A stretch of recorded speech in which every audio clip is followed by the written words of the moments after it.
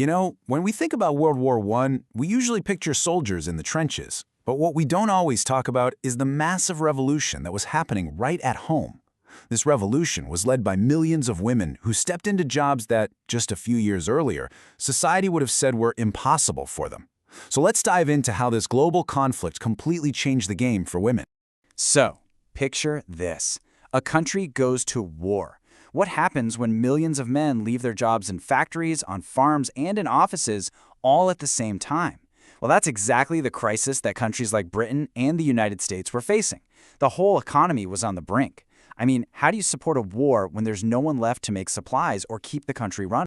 See, before the war, things were really different.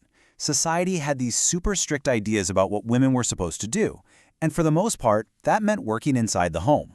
But this massive labor shortage, it changed everything. Governments quickly realized that the only way they were going to win the war was to ask women to step up and fill all those empty jobs. And the crazy thing is how fast this all happened. I mean, one minute you have these rock-solid rules about men's work and women's work, the very next, boom, those rules are just shattered out of pure necessity. It was like a massive real-time social experiment, and women all over the country were more than ready for the challenge. And how did women respond? With just incredible enthusiasm. They stepped right up, ready to take on jobs that were physically demanding, dangerous, you name it, jobs that had always been labeled for men only. They answered the call to action, totally ready to prove what they could do. And we are not talking about just a few women here and there. No, this was a complete takeover of the workforce. We're talking about everything from making explosives in munitions factories and driving buses to working in police services and building ships. They proved they could literally do it all. But this new reality, it came with its own set of dangers. Okay, so while some of these new jobs were in offices, which were pretty safe, a lot of women faced some serious danger. And the most important industry for the whole war effort, the munitions industry, was also one of the most hazardous. So what exactly are munitions? Well, think of all the military supplies. Bullets, artillery shells, bombs. All the stuff that was absolutely essential to fight the war. The bottom line was simple. No munitions meant no chance of winning. And it was the women back home who had to make them. And this is where you really see the risks they were taking. The women who worked in these factories got a nickname, the Canary Girls. Why? Because the toxic TNT they handled day in and day out literally stained their skin and hair a bright yellow. They were sacrificing their own health for the country.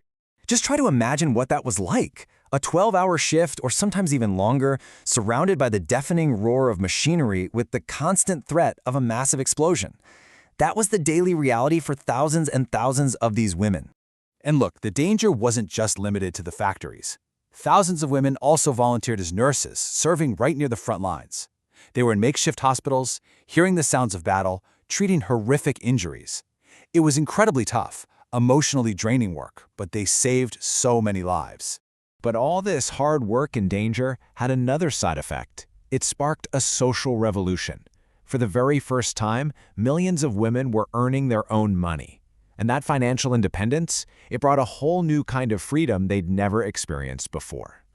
Think about it. Earning your own paycheck changed everything. Suddenly, young women could move out of their family homes and live on their own. They could go out with friends without a chaperone. Even fashion changed. Shorter hair and shorter skirts weren't just a trend. They were practical because long hair and clothes could get caught in the factory machinery. But there was a huge catch to all this new freedom. Even though women were doing the exact same jobs as the men they'd replaced, they were paid way less. And this just wasn't fair. It really lit a fire, starting the long fight for equal pay that would continue for generations. And women weren't just going to sit back and accept it.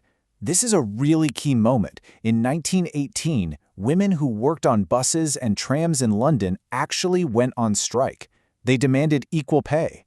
This was one of the first times a huge group of women organized like this, showing everyone that they knew their value and were ready to fight for it.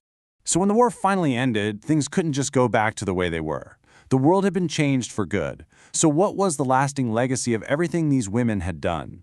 Well, when the soldiers came home, there was this massive push to get things back to normal. A lot of women were pressured to give up their jobs, many were even fired, to make room for the returning men. But you can't just erase what happened. The memory of what they had accomplished was here to stay. And here's where it all connects.